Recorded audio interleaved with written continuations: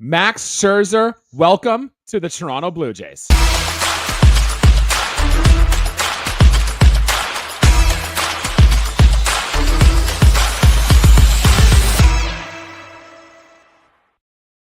Good evening, everybody, and welcome to an emergency edition of Buds and Blue Jays. As you guys guessed it, Max Scherzer to the Toronto Blue Jays, 1 year, $15.5 million, coming a day after we recorded our episode about why maybe Max Scherzer should and probably will choose the Blue Jays. Sure enough, it happened. We're coming in here live with our immediate reaction here. Jesse, my guy, give me your take. Max Scherzer wearing Blue Jay blue. It's shocking. Like I said, like obviously it's not like prime Scherzer like 10 years ago, like I was saying yesterday. But man, having him with his resume and pedigree, what it does to the clubhouse and atmosphere, and just the intensity he brings, I'm beyond through the roof about this sign, and also what it could possibly help us in the long run was a different free agent that's been rumored. Yes, and we will touch on that a little bit as we get through this this live episode here about what this Max Scherzer signing might mean going forward. But I want to hear, what was your instant reaction? Did you throw your phone in the air? Did you scream? Did you go run and hug your wife? Like what did you do as soon as you found out Max Scherzer, indeed, confirmed, official, picked the Blue Jays? Firstly, I found out from you telling me, and when I read it, I almost dropped it in the soapy water while I was doing my dishes and all that. And I was like, well then, I guess we will be coming on soon and to let everyone know. And I was just like, there's the depth we needed for the rotation, like we were talking about yesterday in our episode. All right, yeah, let's just get right into that then about what this Max Scherzer signing means for the Toronto Blue Jays. We did talk yesterday. This team very desperately needed some pitching reinforcements, right? And Max Scherzer on a 1-year deal might be that guy. Now, we know we're not getting the guy that strikes out 20 batters in a game, the guy that was one of the best pitchers in baseball for a long, long time. But if you look at what he did, I want to say last year with the Texas Rangers, where he only made 9 starts because he is quite old, 40 years old, right? Only pitched 43 innings. But I think if you look at the year he had before in 2023, that split season with the Rangers and the Mets, where he had it was a mid-3s ERA. He pitched 140 some innings. The strikeout numbers were fine, but they were a little down, but still okay. I think that is what our expectation should be for Max Scherzer. A little over 100 innings, probably an ERA around 4 with the veteran leadership and the stuff you mentioned there. A declining strikeout rate, sure. A declining pitch velocity is also declining as well, but he's still missing bats at a normal rate. It's not like he's completely fallen off a cliff yet for Max Scherzer, and we know the time is coming eventually, and I think the Blue Jays are just trying to milk one more good year out of Mad Max, and if we can do that, then we're in good business. No, definitely, and I was reading a bunch of stuff after we signed, just to get more I know what the picture he is, but just more details in that. And last year he was dealing with back issues. That's why he missed start of the year, because he had back surgery and some nerve issues and all that. But when he came back in the latter part of last season, he said, my arm feels better than it's felt in years, and my stuff is still there. And again, his slider is one of the most elite pitchers in the league right now. So yeah. So I feel like if we get about 15 to 20 starts from him this year, and then we have the Yariel Rodriguez be a swingman, or even later in the season if Manoah comes back, I think this will really help us and possibly give us that boost, and also the depth we can use in that stretch run. Yeah, in retrospect, I think the guy like Max Scherzer, the older pitcher that you can have on a very high AAV, low-term deal like we signed with Max Scherzer, makes so much sense for the Toronto Blue Jays, because it gives you the option here, right? It lets you start Yariel Rodriguez in the bullpen, maybe let his stuff play up a little bit, and then maybe if you still see him as a starting pitcher long-term, you can develop him a little after once you want to give Scherzer some breaks. Or like you mentioned, Alek Manoah is due back in the second half of this season. If it's a case where Max Scherzer starts to slow down and that age starts to catch up to him, maybe you're looking at a time where Manoah is ready to go and can just jump right into that rotation. Or two, maybe it's a situation where everybody's healthy and everybody's firing all cylinders. And in that case, that's a great problem to have for the Toronto Blue Jays. Overall, I think not only too is there some untapped upside here because maybe what if he can have that one more good season out of him?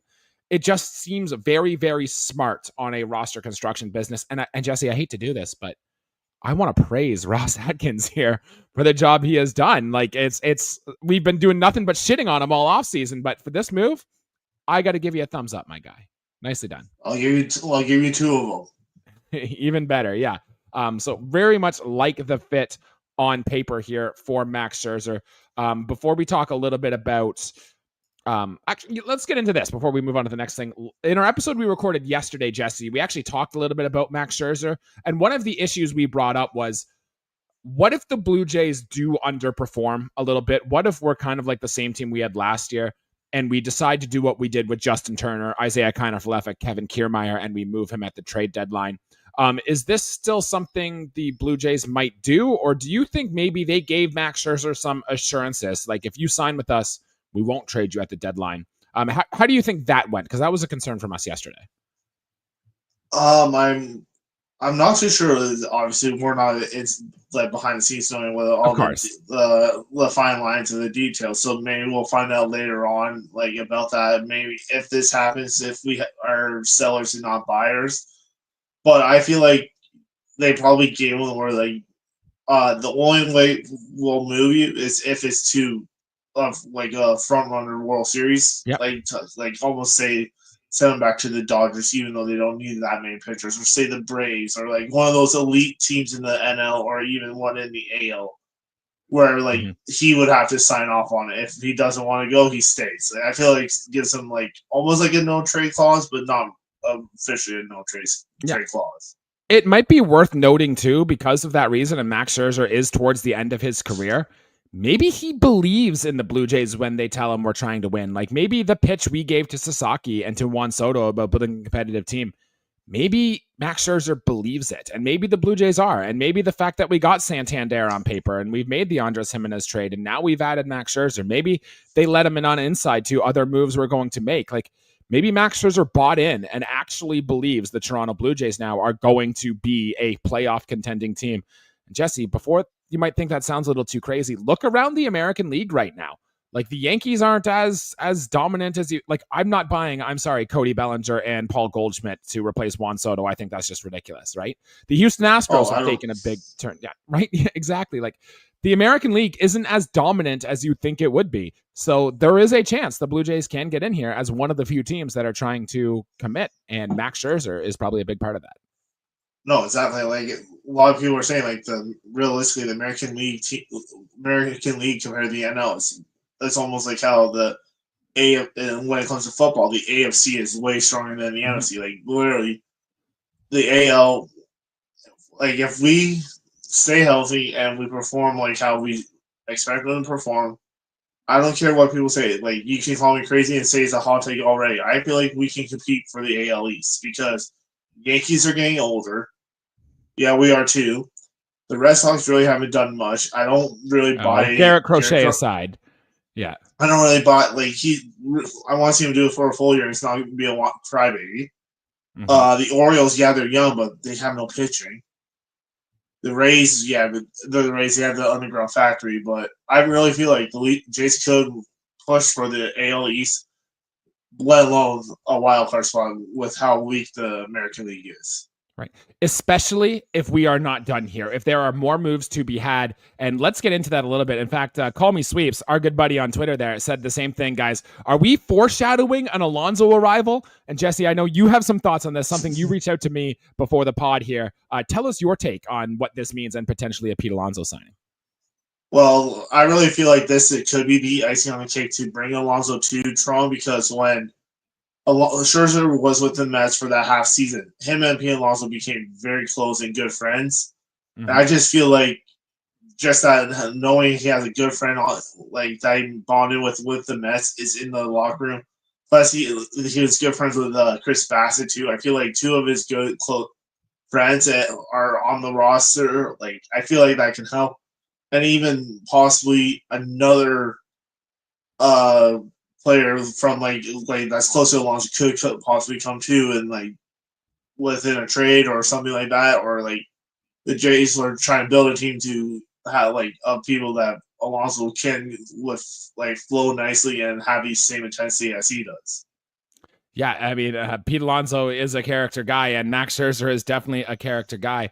I was going to bring up the Chris Bassett thing if you didn't. I do think that Chris Bassett had made several times about his 1 year with the Mets and about how he really liked being teammates with Max Scherzer. That was all very good. I think there might be something to this, Jesse. And if the Mets are going to balk, I think the fact that the Blue Jays have committed and shown that they are willing to sign another piece to go in for it, maybe that's enough to convince Pete Alonso that you should indeed join the Toronto Blue Jays here. And I think I'm in Team Alonso over Alex Bregman. Where do you stand between the two? Oh, definitely. I'm in team polar bear since free agency came. I was skeptical because obviously I knew how much Steve Cohen wants to play fantasy, so I was skeptical. But the more and more this dragged on, I feel like how the relationship the Jays have with Boris too, with former clients of his, I feel like it really helps us. And that's been growing on me. And if we did end up with Bregman, I wouldn't mind, but definitely not for that 6 years they're saying that we offer. But yeah, Pete Alonso is my main guy I want, and it's like I said, his nickname is so fitting to be in Toronto, being the Great White North and having a polar bear up here. Jesse, 2 questions. First question: if the Blue Jays were to get Pete Alonso, would that be an A+ offseason for you? Oh, definitely. I would say to fix this team, I would. I heard it in a podcast, but I definitely agree with it. It was for the show Nick and I'm from Blue Jays Today saying that if the Jays spent $100 million to fix the holes, it would be a win of an offseason. And if you do the math right now, we're about just under $50 million that we've in contracts we've had. So if you add Alonso, we'll still be under that $100 million, but we'll be one of the more scarier lineups in the American League. Sounds like an Alonso signing and a Vladimir Guerrero Jr. extension, if you ask me, into that one. I'm with you. Alonso for 3 years, definitely over Bregman, over 6. Right now, if, say, Alonso does go back to the Mets, where would you rank the Blue Jays offseason? I still say it's a win because we did everything we needed to fix. We added, I feel like the Alonso would be just the cherry on top, because we wanted to add that power bat. We did with Santander. We wanted to add some bullpen arms. We did that with Garcia and Hoffman. We showed up second base defensively with Jimenez. We added a starting pitching depth with Scherzer. I think everything that we needed to do, we've checked off.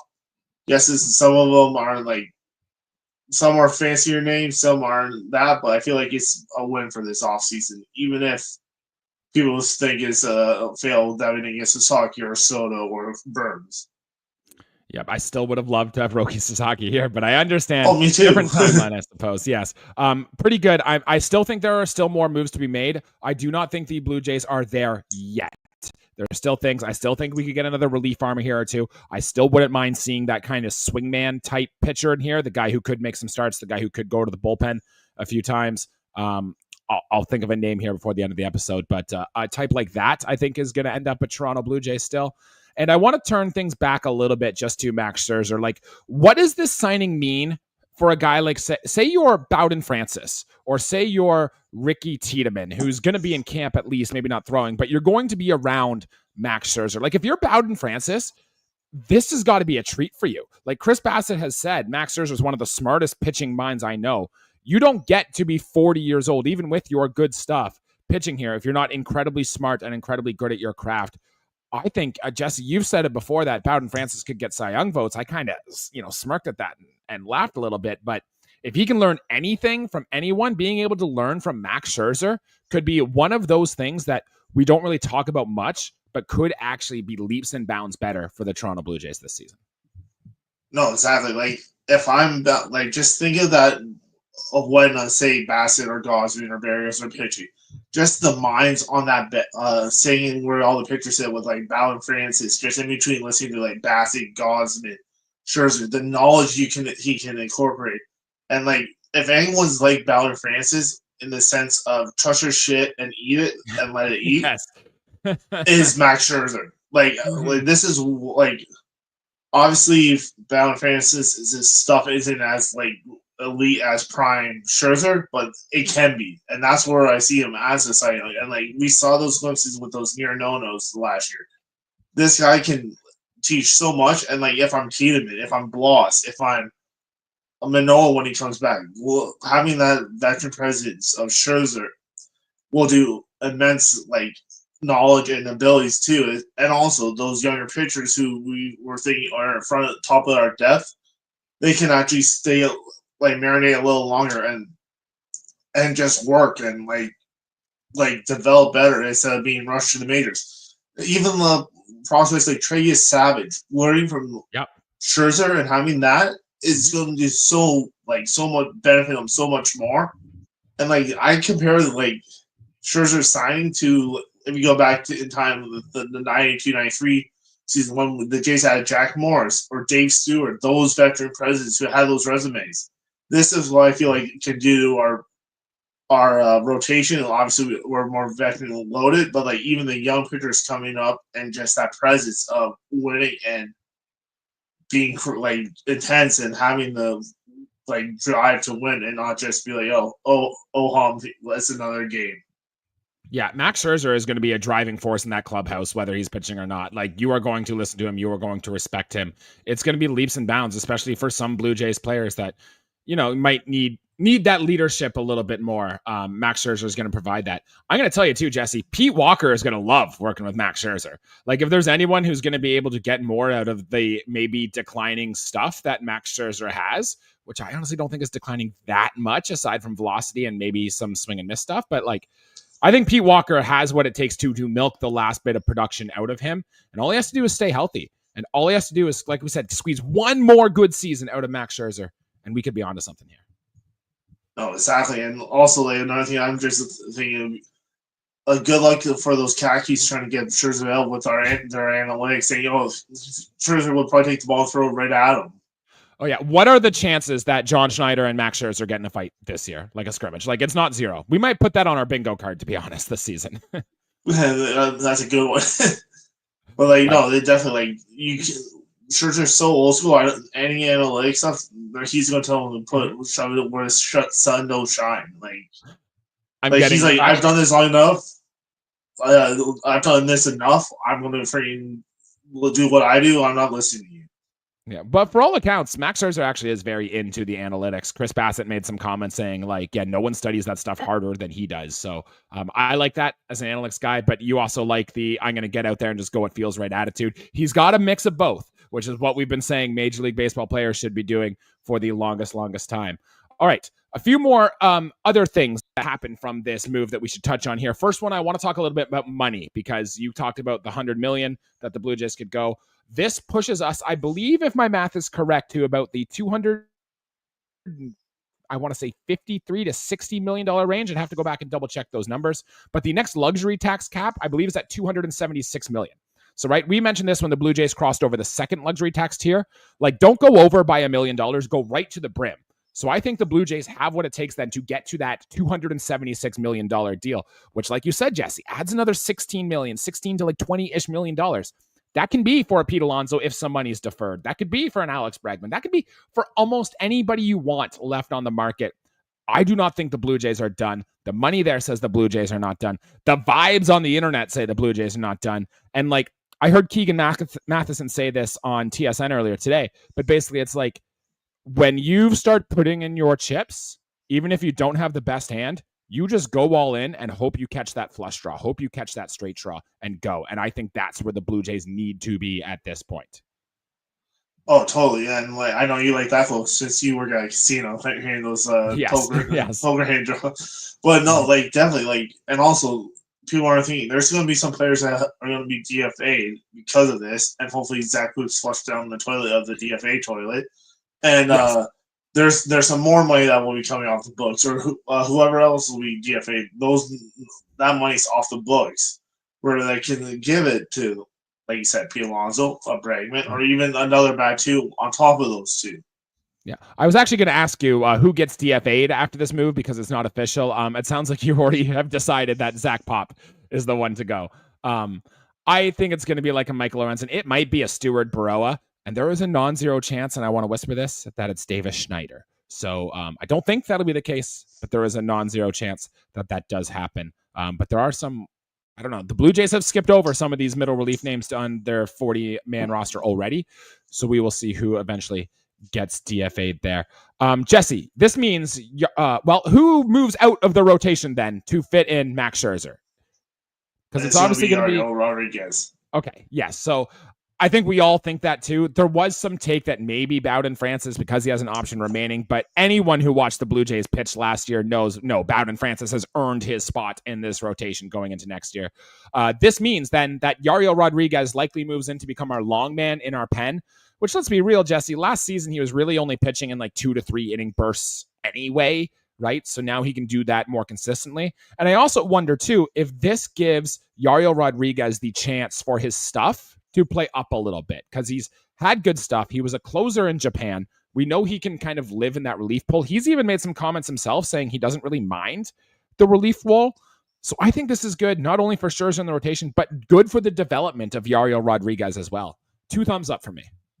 Oh, definitely, I agree. And like, if too, we can use him as that swingman that you've been saying or covering. Like, have him come in the pen, have him spot start, especially if we go with 6-man rotation with our aging rotation, where we have those long stretches without an off day. Like, this could be a benefit in disguise. Like, I think even the year he was pitching in Japan before he took that year off, he was one of the best closers in Japan. So like, he has the bullpen pedigree, and like I feel like this will more benefit him be that Ross Stripling or Yarbrough type, where like he could be a starter one day, but do throw 3 shutout innings in a blowout game to get the game like close or not out of hand. Like, I feel like that will benefit him more with his development. Since we still have him for, I think after the like 4 more years, I believe.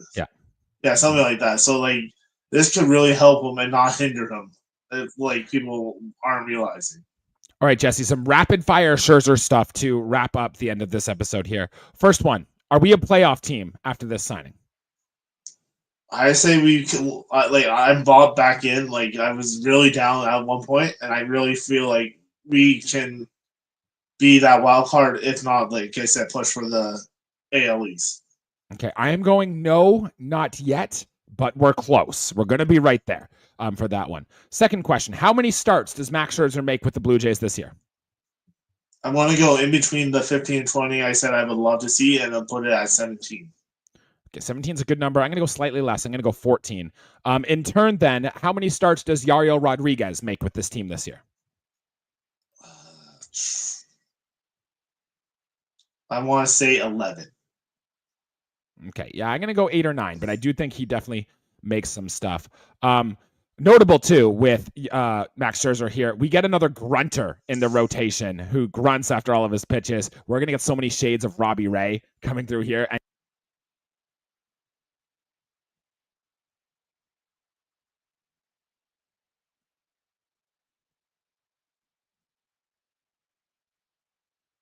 so that is good for Yariel Rodriguez. Sorry, my mic came unplugged there for a minute. Bad timing, but excited about... it's just the excitement and not to write out.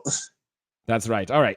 Technical difficulties aside. See, Max Scherzer so excited, even my microphone is cutting out a little bit, but that's okay. We got there. Also, a few more things, Jesse. Last episode, we talked about milestones for some Blue Jays, and Max Scherzer, who has a historic career as he does, he is 103 strikeouts away from passing Walter Johnson to the top 10 all-time. Does he get there? Top 10 all-time in strikeouts wearing a Blue Jays uniform. Oh, definitely. I think he'll get there probably if he does pitches to say 15 and 20. I say he'll get there by his 12th start. Okay. 12th start. Wow. I'm going to take a little later than that for Max Scherzer, but there is a chance late in the season he can get there. Where in your rotation does Max Scherzer slot in?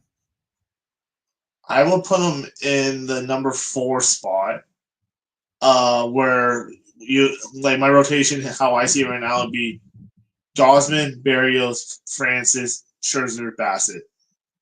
Okay, I think I agree with you there. But there is a non-zero chance you just give Max Scherzer the opening day nod. I don't think they're going to do it. They'll probably actually honestly give it to Jose Berrios, But I do think it should be one of those, and I'm with you on Bass at 5. Respect that there. All right, and a few more questions. I was seeing something online though. They're saying possibly Scherzer's first start could be against the Nationals. Imagine that. Yeah, because I think we have Baltimore for 3 and then Washington next on the schedule. Yeah. Good call. I did not even think about that. That would be something. You know what? Make that happen. Max Scherzer making his debut in a revenge game against the Nationals. I am all for that. Also, too, Jesse, like Max Scherzer is going to be a no doubt Hall of Famer.